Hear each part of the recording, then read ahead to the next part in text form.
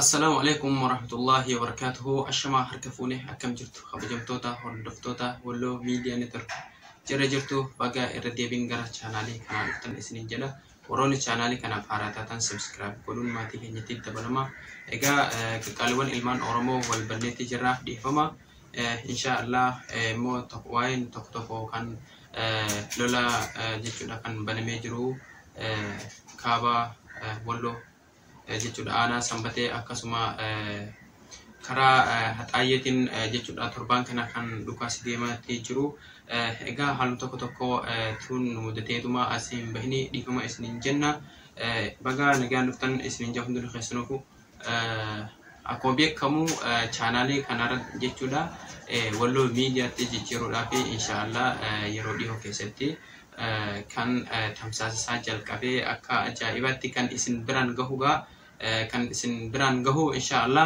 yeroo dhiyoo keessatti nu eega kabraadha immoo waa'ee tokko kan jechuudha Oromoo walloo irratti jechuu kan wanni tokko kan dhaamsa qabu kan waliin ilaalu ta'a inni tokkoffaa viidiyoo poostii godhuu irratti karaa YouTube fi akkasumas social media adda addaallee ta'ee jechuudha video posti godhuun jechuudha nuti ummata keenya miidha malee nuyi faayidaa takka nuuf hin qabu jechuudha video kan waliif jechuudha keessaa qeerroon walloodha kan beekatu qabdan video adda addaadha jechuudha kan injifannoo ummanni keenya galmeessee jiru jechuudha baay'ee galmeessan haa ta'uti garuu alhamdulillah amma jechuudha yeroo hunda nasriin keenya waan ta'eedhaafu alhamdulillah amma jechuudha baay'ee takka jechuudha duraan akkatti hiyaanneetiin turre likkitti galchanii jiran ilmaan miyyeedha jechuudha hundinuu keessanuu kana quba qabaatu hin dhabdanii inni biraadha poostii godhuu kana jechuudha poostii maal jechuudha poostii godhuu kanarratti achuma poostii yeroo nu goone achumarraa daawunlood godhaniituma ragaa nurratti baatu ni jiran akka gaafa duraadhaa san jechuudha yeroo duraadhaa tokko baay'ee poostii godhanii jiran viidiyoo jechuudha yeroo fixan jechuudha jara kana kanaafu achirraa fudhatanii ragaa nurratti baatanii jechuudha isaan wamaan isaan dalagan nu irratti deebisutti jiran kanaafu ijoolleen keenya irra baay'een karaa feesbuukii fi akkasumas sooshaal miidiyaa adda addaa ta'e keessaa qeerroon walloodha fuutanii poostii hin godhina immoo isin warri Oromiyaa yeroo isiniif ergan jechuudha keessan yeroo isiniif ergan nama baay'eedha namni fuudheeti poostii godhutti jiru jechuudha suuraa kan akkasuma viidiyoo adda addaa viidiyoo baay'eetu jira naannoo fakkeenyaa mana bira viidiyoo baay'eetu jira garuu gadi hin lakkisu maaliif zim ja'ee taa'uu qaba jechuudha gaafa gadi lakkifamu gaafa jechuudha nuti poostii godhuu qabnu gaafa nuti uummata keenyatti gadi baasnu sun ni dhufa jechuudha kanaafu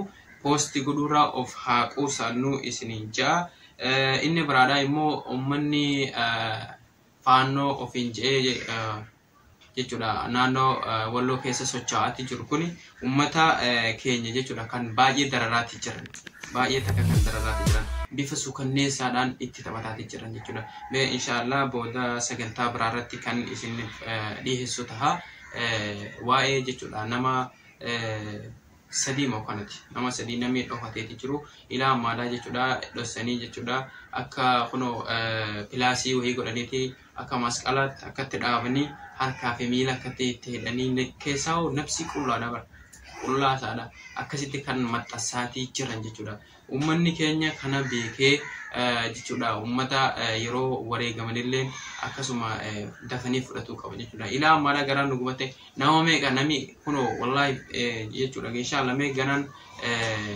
waan san irraa viidiyoo dalaguudhaaf ta'a yeroo dhiyoo keessatti sagantaatti aanu irratti jechuudha waan akkaan garaas nyaatu oromummaa kan keessa jibbisiisa nama ta'u akka raayyaan jee nami du'an kabajaa qaba jee meekamu dhugaadha wallahi rabbiin isaa dhugaa isaadhaaf haa baasu akkasuma rabbiin isallee waan rakkate isaa furuu jenna asumaan nami du'an kabajaa qaba amma ijoolleen walloodha yeroo viidiyoo san yeroo jeesan ni waraabanii garuu akka isaan godhan kana hin godhan isaan itti cicciranii nama keenya kukkutanii itti taphatanii laaluu si jibbisiisa oromummaa kan keessa jibbisiisa dhugaa kanaafuu nama keenya jechuudha baay'ee takka kan itti taphataatti jiran jechuudha isaan namni keenya ammoo yoo ajjeese akka dhiiraatti duyira jechuudha reefkii kabajaa qaba reefkii kabajaa qaba rabbi biratti ta'e jechuudha amantaa kamiinuu haa ta'uti reefkii kabajaa qaba Kanaafuu isaan biratti xiqqoo takka kabajaan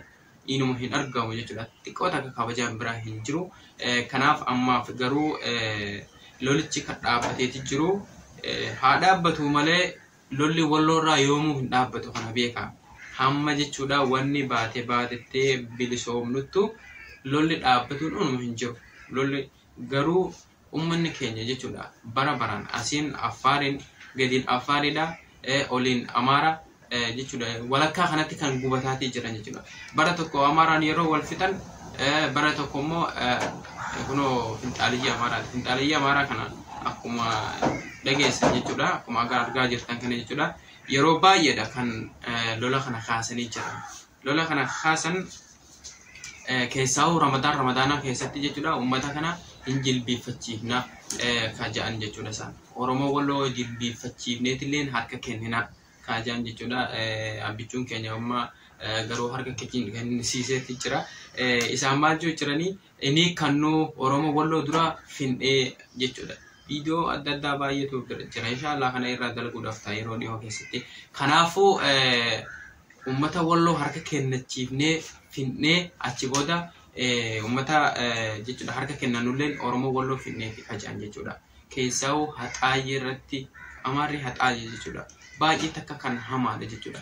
Nuti achitti waliin guddannee ni beekna. Kanaafuu uummata akkaan garaa jaboo uummata sun jechuudha. Kanaafuu uummanni keenya of eeggatee ammas jechuudha dhaabbate jedhanii zim jedhanii galuu hin qabanii dachii ofiidhaa eeggatanii karaa kamiseetiin asiin haga Shaaroobiitiin jechuudha Samee Shawaa eeggatuu qaban jechuudha. Biyya ofiidhaa eeggatuu qabanii amma kana isaan deemanii jechuudha harka kennannee maal jedhaniituma sossobbiidha jechuudha kun malee waan dhugaan harka kennattee dhiiftuu miti jarri tun. Kanaafuu nuti tokko taanee isa du'ee rabbiin kan jannataan nuuf haa godhu hundinuu keessanuu du'aayii godhaa fi isiniin jenna rabbii kan jannataa haa godhuutu inshallah haqarratti ka du'e jechuudha. Biyya ofii irratti isa madaa'e immoo karaa danda'ameen karaa hundaan jechuudha dinagdeetiin haa ta'uuti gargaaraa isiniin jenna. Gaafa Oromummaa waliin qabna jennee gaafa rakkoodhaa wal biqatuun faayidaa hin qabu. Kanuma isiniin jaa. Inni biraadhaa jechuudha. Uummanni Finxaaliyin Walloo keessa sosochootu tuni Walloo bichaaf odoo hin taane Oromiyaa hundaa fi kana eenyumtuu ni beeka jechuudha. Eenyumtuu ni beeka akkuma Wallaggaa irratti tahaa jiru san jechuudha. Dhufanii ammas isa kana Walloo irratti akkas godhan jechuudha deengata torbee darbe keessa. Namuma jechuudha kan irratti ka'e jechuudha. Lolli suni ummati keenya kan quba hin qabne katifataatee jiru jechuudha. Ummanni keenya kan lolu immoo katifataatee jiru malee kan humnaa akka isaanii hidhatee bireenii fi sineeparii hidhatee deemti. Bara isin ajaa'iba xiyyiitii isaan dhukkisan rasaasa isaan dhukkisan oduu agartanii isin ajaa'iba. Rasaasa kanas mootummaatu wallolee jettaan malee qotee bulaatu wallolee hin jettu. Qotee bulaatu loluu jira hin jettu jechuudha. Kanaafuu qotee bulaan keenya haga dandahame jechuudha.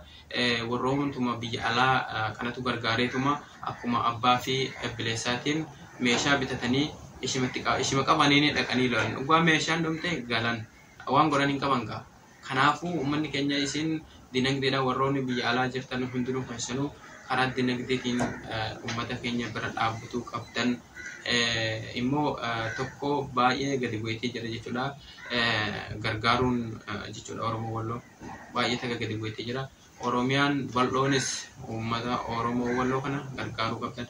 Dirqama keessan jechuudha. Gaafa Oromummaa waliin qabnaa gaafa lolaa jechuudha zim jechuun barbaachisu jechuudha gonkumaa. Kanaafuu baay'ee takka gadi bu'ee jira. Asumaan kun dhaamsaa wal gargaaruu qabnaa karaa dinagdeetiin keessaa qeerroon Walloo yeroo namaaf ergitan poostii hin godhina jettanii jechuudha. Viidiyoo adda addaati kan poostii godhamutti jiru jechuudha. Akkasuma karaa Feesbuukiitiin irra baay'ee jechuudha. Karaa Yuutuubiitiin baay'ee hin jiru. Kanaafuu poostii kana yeroo gootan jechuudha kanumatu ragaa nutti baha. Ammaaf haa taa'uuti haala viidiyoo kana warroonni keessan sinitti ergaman hundinuu keessanuu viidiyoo kana akkasumatti kaaha gaafa nuyi gadi mul'isnu jira jechuudha. Gaafsan immoo yoo gadi lakkistes jechuudha ni bareeda jechuudha. Maaliif gaafsan illee bareeda jechuudha. Amma fuutee akkas goota bakka kanaatiin isaan akkas jiranii janii informationii keenya argachuu danda'an jechuudha. Kanaafuu viidiyoo maxxansuurraa of haa qusannuuti.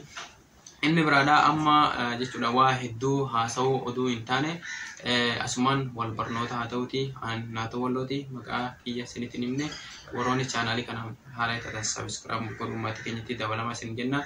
Walloo Media Network inshallah yeroo dhiyoo keessatti kan tamsaasa jalqabee odeeffannoo Walloof Oromiyaa keessatti deemaa jiru kan jechuu sa'aatiin guyyaa guyyaan kan isin biraan gahu ta'a inshallah. Walloo Media Network ittis jijjiirraa jechuudha chaanaalii kana jechuudha. Kanaaf warroonni duraan nu beektanii warreen nu beeknes nu bara isin jenna.